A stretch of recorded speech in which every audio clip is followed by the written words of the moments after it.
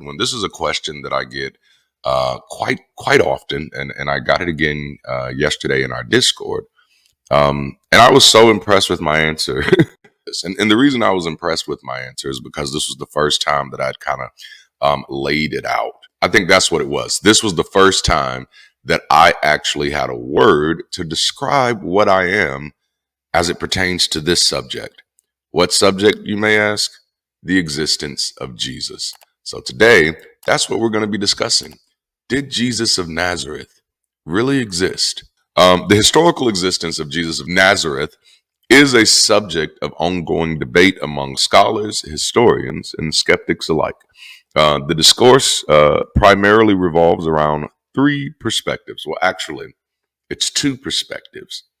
This third one is one that I'm going to introduce you to today. It is where I stand. So we'll start with the top two. Most of you are already familiar with the historicist view, which asserts that Jesus was a real figure, real historical figure, and the mythicist view, which argues that Jesus did not exist historically and is a mythological construct. Now, I've known that both of these views have existed for much of my entire life within Christianity, because even within Christianity, there are people who do not hold that Jesus was a historical character. There are several fringes of Christianity that view Jesus as a mythological character who exists as a sort of Christ consciousness, if you will. Yeah, there's a lot of that out there. Now, so our analysis today is we're going to kind of highlight the strengths and weaknesses of both the historicist and the mythicist positions, and then I'll share with you where I kind of stand with it and why. Now, even though I've known about these positions, again, for the majority of my life, they didn't really come into any type of usage or me hearing about them more until, of course, after I deconverted. And even then, it was several years. It was actually Myth Vision, Derek Lambert, who helped to popularize these conversations for me, because he's had a lot of them on his channel. I don't know if he's been having them lately, but I know for a while he was having a lot of these conversations on his channel, and I was fascinated at how deeply attached people were to the idea of whether, Jesus is mythological or historical.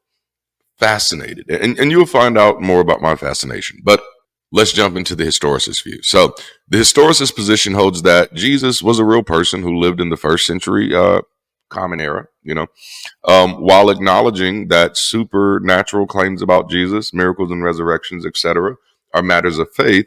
Historicists argue that there is sufficient historical evidence to support his existence as a human being.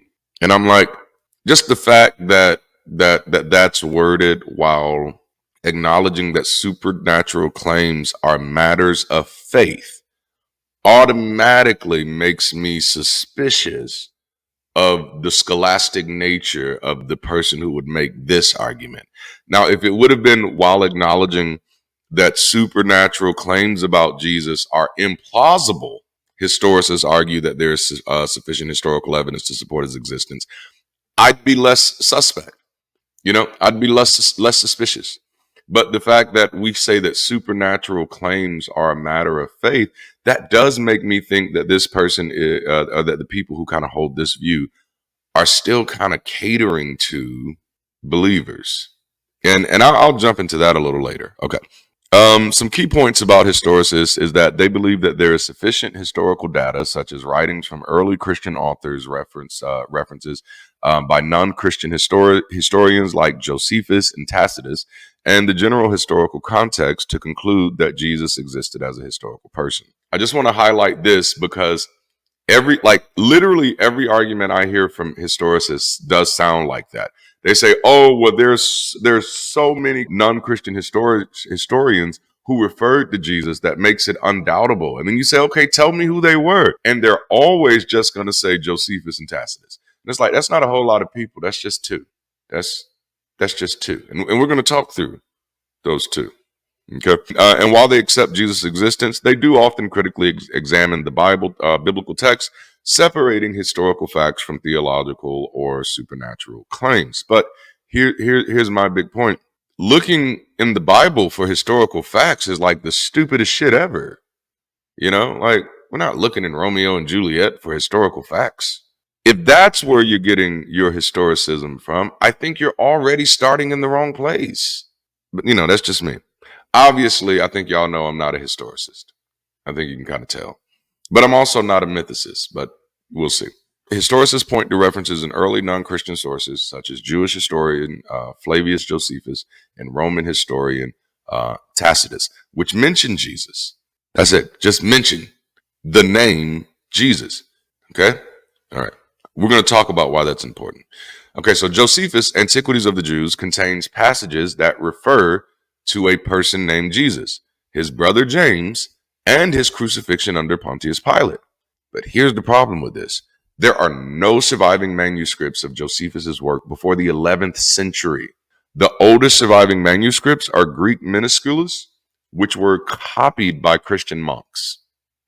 And Jews did not preserve Josephus' writings because they considered him a traitor, which caused him to question the unbiased argument that people often use to support Josephus as a source. Also, it's important to note that Josephus was born 37 Common Era, which would be 47 years after Jesus was allegedly crucified, which eliminates him as any type of credible source for asserting contemporary historicity. But then there's Tacitus, who in the Annals he mentions Jesus, or possibly Jesus, because that's not accurate. Tacitus doesn't mention a Jesus, he mentions a Christus, and also mentions a Chrestus and his execution by Pontius Pilate. The Annals survive in only two primary manuscripts dating from the 11th and 12th centuries. I wonder, is that a coincidence that the two manuscripts that are always cited to prove the historicity of Jesus just so happen to come out of the same century? The preservation of ancient texts was often carried out by monastic scribes during the Middle Ages, which some suggest that Christian copyists might have inserted or modified passages to bolster the historical evidence for Jesus. And with everything that we know, even about the canonization of Scripture, how could we just say, oh no, well that didn't happen?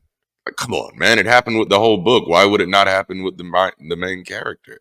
It happens with all the other characters. Why wouldn't it happen with the main character? I mean, that's just me. Tacitus used Christus instead of Jesus. Skeptics argue that a Roman historian would more likely refer to an individual by their personal name rather than a rejected religious title, especially if he has disdain for that sect. Early Christian apologists like Justin Martyr, Tertullian, Clement of Alexandria, and Origen do not reference Tacitus's account when arguing for the legitimacy of Christianity, even though they cite other pagan sources. So, literally, the early fathers of Christianity who would have had firsthand knowledge, not firsthand knowledge, but firsthand knowledge of information that would help to legitimize their claims that this religion is foundational and that Jesus did exist, they felt no need to pull on Tacitus. I wonder, why is that? Is it because his works didn't exist yet? And then Tacitus refers to Pilate as procurator rather than prefect, which is the title confirmed by archaeological evidence, the Pilate stone. And that's a major snafu for a historian. But then they don't just depend on Josephus and Tacitus, which to me that's never been convincing. Even when I was a pastor, that was not convincing. I'd still probably still be a pastor. The letters of Paul, written within a few decades of Jesus' supposed lifetime, reference Jesus and early Christian communities. Well, I mean, this one is easy because it's in the story. Like, I don't know why anybody would use Paul, Peter, John, or anybody in the book. Why would you use anybody in the book? But out of everybody to use in the book, why the fuck would you use Paul? Paul never met Jesus according to Christian narratives. So out of all the apostles to be calling on, this one is not the one to call on for proof of historicity. That is just wildly absurd to me. No, the one apostle who never met him is evidence that he existed. What? Are you kidding me? Have you lost your donkey ass mind? Stop that shit, man. No. Okay. The majority of historians and biblical scholars, regardless of religious affiliation, accept the historicity of Jesus based on available evidence. Bart Ehrman is a leading figure among these scholars. Despite being an agnostic atheist, he argues strongly for the historical evidence of Jesus while critically examining the New Testament text. Ehrman is classified as a historicity proponent who separates historical facts from theological claims, maintaining that Jesus' existence is a historical question rather than a religious one. Now, I do agree with Bart that it is a historical question. I don't agree with Bart that it is a historical fact. That was one of the odd things about Bart to me, because he used to get really upset when people didn't believe in Jesus, and that was just like, huh, that's odd. That's a very interesting red flag there, sir. But hey, that's it might be some professional thing, but like, I don't think so. That's not how that works. That seems to be a personal investment, which makes sense when this is your career. And also, you don't want to feel too foolish. I went through that. You deconvert and you're like, holy crap, I believed all of this shit and none of it was real. You want to believe that some of it was still true. This is why so many people who, when they deconvert, they still hold on to some essence of God, because you don't want to believe that you were that big of a dumbass. But it's okay. You were. Such were we all. We were all that big of a dumbass. So I'm not going to. One of the things I stopped doing when I stopped being, religiously superstitious, is I stopped feeling the need to put the cart before the horse. So I don't have the need to believe that Jesus physically existed if I have no evidence that ever introduced that to me. And so, like, here's the thing. 99.9% of the people on this planet have never been introduced to any evidence that this person is a historical fact. So for a historicist such as Dr. Bart to get upset that other people have not encountered the evidence is a major red flag, because the only intelligent way to perceive that is to understand that nobody should attach themselves to any belief that they don't have evidence for. And only a small fraction of a fraction of a fraction of scholars or people are actually interested in this bullshit, which means that, again, 99.999% of people are not interested in this. Therefore, they're not doing the research. Therefore, they've not been introduced to the evidence that you claim exists. So either way, at the end of the day, your argument is going to be, take my word for it because I know what I'm talking about. And that is fallacious. Now, I love Bart Ehrman. Please don't get me wrong. But that was a red flag for me. Everything else I love. His issues with the fact that other people don't believe that Jesus was a historical person, that's odd for me. That's an anomaly. Like that. That's like if someone came to me and said, Darante, I don't believe your grandmother is a historical person. Like, that would not make me mad. Like, why would I be invested in your non-belief about something that's irrelevant to you and irrelevant to me? Like, get out of here, man. All right. So that's just me. To just kind of bring it back, the point here is that there's consensus among scholars, right? But this fails because the majority of people, regardless of religious affiliation, also accept the existence of a God. That affirms or confirms nothing. We'll call this the consensus fallacy. What I just kind of gave you are kind of the main arguments from the historicist view. And while I'm not saying that the historicists are wrong, I'm saying they need to pick some different arguments, because those are too easy to pick through. And so the biggest weaknesses of them, which I've just kind of pointed out, is that critics argue that the historical references are limited, secondhand, or subject to interpolation. And let's just be clear, all of the historical references are limited, all of them are secondhand, and all of them are subject to interpolation. And there's even been disputed authenticity of several of these passages of Josephus. And we're just going to pretend, well, no, these are disputed, but the ones that he said about Jesus, they're real. Come on now. But then lack of contemporary evidence, that's my biggie. There are no surviving contemporary records of Jesus's life.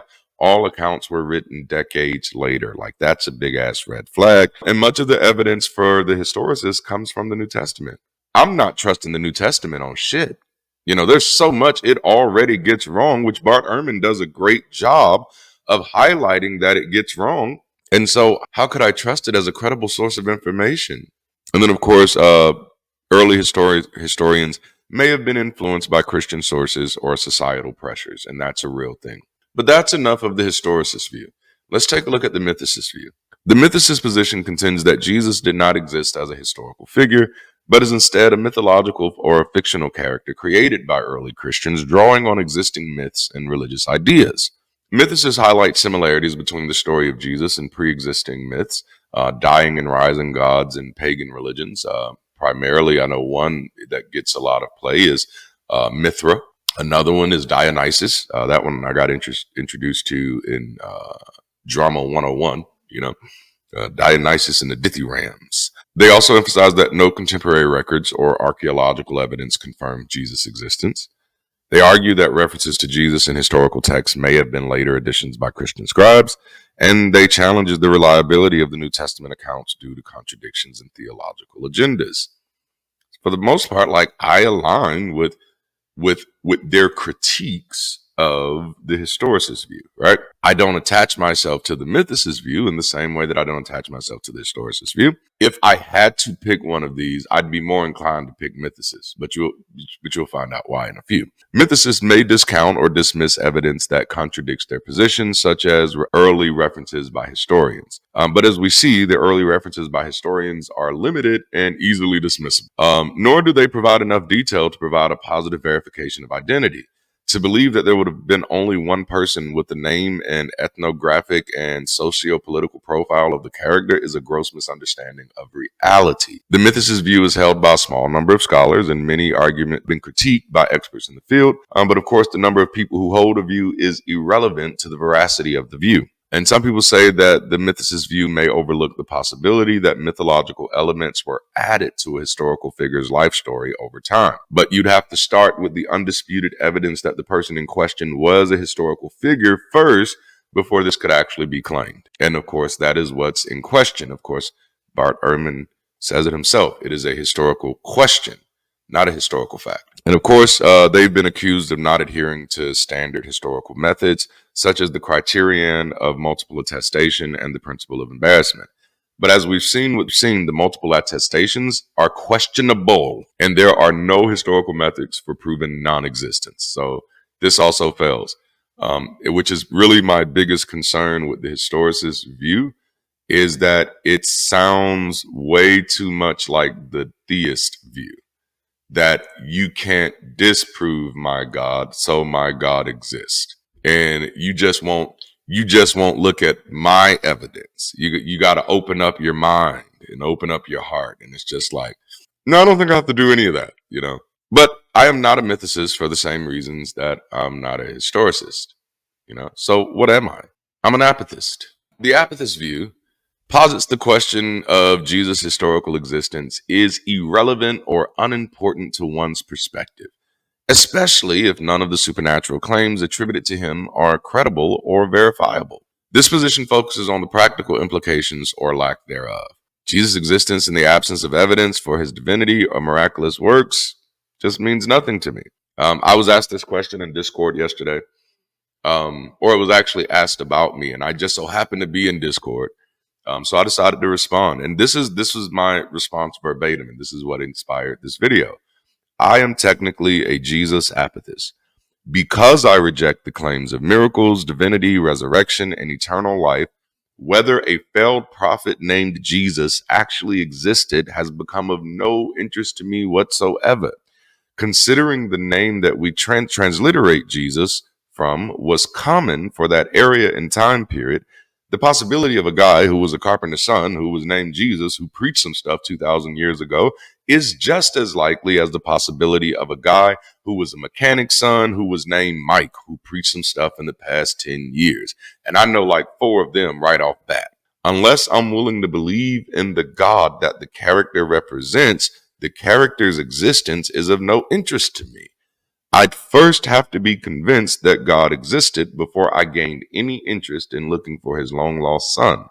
And this is what I mean this is what I meant when I said earlier, I'm not interested in putting the cart before the horse again. If God doesn't exist, why is this important? That's literally where it goes for me. This is why I don't identify as a mythicist either, because oh no, he was entirely mythological.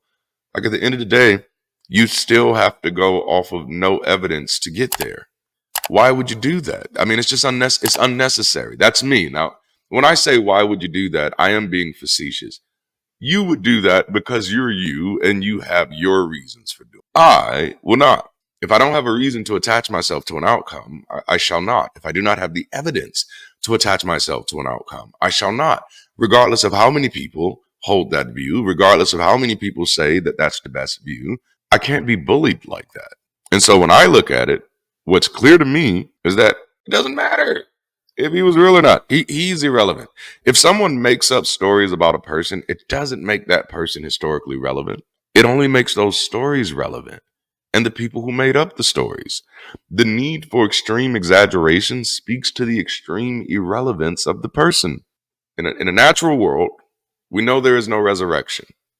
If there is no resurrection, there is no relevance. That's like a Johnny Cochran right there. If there is no resurrection, there is no relevance. If the glove doesn't fit, you must acquit. It's a solid Cochran. That's a solid Cochran. I think this is what the Jewish community has been trying to tell us for centuries. Like, this man ain't relevant. Let me stop. Now, the strengths of the Apathist view is that, number one, prioritize verifiable evidence over historical speculation, which aligns with empirical and skeptical approaches. Recognize that given the lack of definitive evidence, the question may be unresolvable and not worth investing significant effort. Let's not spend any tax money on this, okay? Let's not do this. If Christians couldn't do a good enough job preserving the history of the person that they say was the most important in the world, why should we? Hello. The Catholic Church has been claiming for like centuries to have all the evidence we need. Just go get it from the Pope. Apparently, he got the body of Jesus somewhere. He got the body of all the apostles. This view also highlights that without credible evidence for supernatural claims, the historical existence of Jesus has minimal impact on contemporary beliefs or practices. And this view also allows for acknowledgement of multiple possibilities. Historical figure, myth, composite character, without feeling the need to commit to a definitive stance. It's unnecessary. For individuals who base their beliefs on empirical evidence and practical outcomes, the Apathist view aligns with a secular humanist approach. By de-emphasizing the importance of Jesus' historicity, it may reduce contentious debates that often lead to polarization. Like, there really shouldn't be a mythicist versus historicist debate. What is the outcome of this? And again, I'm not saying don't do it. I'm telling you, this is where I kind of feel. I see no utility in the mythicist versus historicist debate. Regardless of who wins, it won't mean shit. If the historicists win, Jesus still ain't coming back. If the mythologists win, Jesus still ain't coming back. And the only reason this dude's story is important is because people think he's coming back. So I think now that we know that this dude, we don't know if he was here. We don't know if he was real, but we do know this motherfucker is not coming back. So I don't even know why he's still relevant. And that's really the biggest thing. The Apathist view encourages attention to current social, ethical, and existential matters rather than irrelevant historical uncertainties. If we are to be of any use in helping society become more progressive, we need to be more concerned with current social, ethical, and existential matters rather than irrelevant historical uncertainties. We need to get back in the trenches. We're not being attentive enough, But don't worry. The pastor's here now. We're going to get this done. That was fun. I felt like doing that. All right, so the debate over Jesus' historical existence encompasses complex arguments on all sides. The historicist view relies on historical references, not evidence. I love that. And scholarly consensus, not evidence, but faces challenges due to limited and potentially biased sources. The mythicist view raises important questions about the reliability of the evidence, but is often critiqued for methodological shortcomings and lack of scholarly support. Which, again, scholarly support for non-existence. What the fuck is that? The apathist perspective offers a pragmatic approach, which, yes, I am a pragmatist. So much of what you get from me will be highly pragmatic, because my question with anything is like, what's the utility of this? I spent a major part of my time wasting my time. I don't want to do that anymore. But asserting that the question of Jesus' existence is of little consequence without verifiable evidence of his supernatural attributes. It emphasizes evidence-based reasoning and focuses on issues that directly affect contemporary life.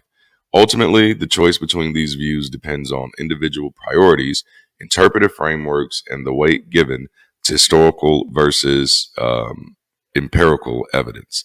The apathist view provides a relevant and reasonable stance for those who find the debate peripheral to their understanding of the world. So for those of you who are like me and you don't really care, you now have a word for you. And this word, I didn't make it up. It exists before me, more aptly as apatheist. We have atheist, antitheist. Well, there are also apatheist. And you probably run into quite a few people who are apatheist, which is they don't care if a God exists or not. It's just irrelevant to them, and many, like, I think I'd likely be, I'm an atheist. I'm an apatheist atheist. As an atheist, I don't believe in a God. I don't believe that there is a God. If there was a God, I would still not care. Like, for God to just show up now after all of this time, it would have to be incredibly insignificant. The fact that you were able to be invisible that whole time just lets me know how useless you are. So I wouldn't care. It's like if I go into my closet and I see a shirt that I forgot I had, I'm throwing it away for the most part. Like, I'm just like, oh no, I don't need this, because you've been here this whole time and I completely forgot that you were here. So that means you have no utility. Your time is done. So if a God just popped up, I'd just be like, nope, I don't care. I'm not interested. Hey, God's here. Whatever. That's pretty much how I'd be. But so an apathist is just a play on that apatheist. As when it comes to the existence of Jesus, I am apathetic to the existence of Jesus. Period. Why would I care? What good, now that we know that there is no God, therefore there is no Son of God, therefore there is no resurrection, why would I care that a guy named Jesus preached some stuff and got killed for it? I have plenty of people like that in my own history. I have an MLK, I have a Malcolm X, I have a Marcus Garvey who was exiled. I have plenty of people in my own history who preached some stuff and got killed for it, who actually did stuff themselves that was historically relevant. Jesus himself, according to the story, did nothing that was historically relevant. Everything that has happened that has made Jesus relevant, none of it happened because of him. He did none of it. So I'd be more interested in the historicity of the people who actually created the religion, not the mythological figure. And this is what kind of does tick me off about the historicist view. Whether you believe that there was a historical Jesus does not discount the fact that the character in the Bible is mythological. The moment he does something supernatural and people believe that his supernaturalism is what makes him relevant, he is a mythological character. Whether he is based on a historical character or not is another question, but the person in the book is a mythological character. I hope that makes sense. I'd love to hear your thoughts and thoughts and stuff in the comments. Please share them below. And of course, if you haven't already, like the video, subscribe to the channel, hit that alert notification bell, and consider joining, supporting, or connecting with this community, channel, or content in any way that makes sense for you. And check out our books on Amazon and check out our merch, because we have some of the dopest stuff. And my newest book, Black Nonbeliever Next Door. Go ahead and get ready. All right. I love y'all. Thank y'all for hanging out with me. Until next time, keep rising, stay progressive, and stay beautiful if you can. I'll holler at you later. I was living my life in the servitude of misunderstandings of people I loved. Giving it all, it was never enough. Because of the fall, I could never get up. I moved on from their misunderstandings. I am no longer standing.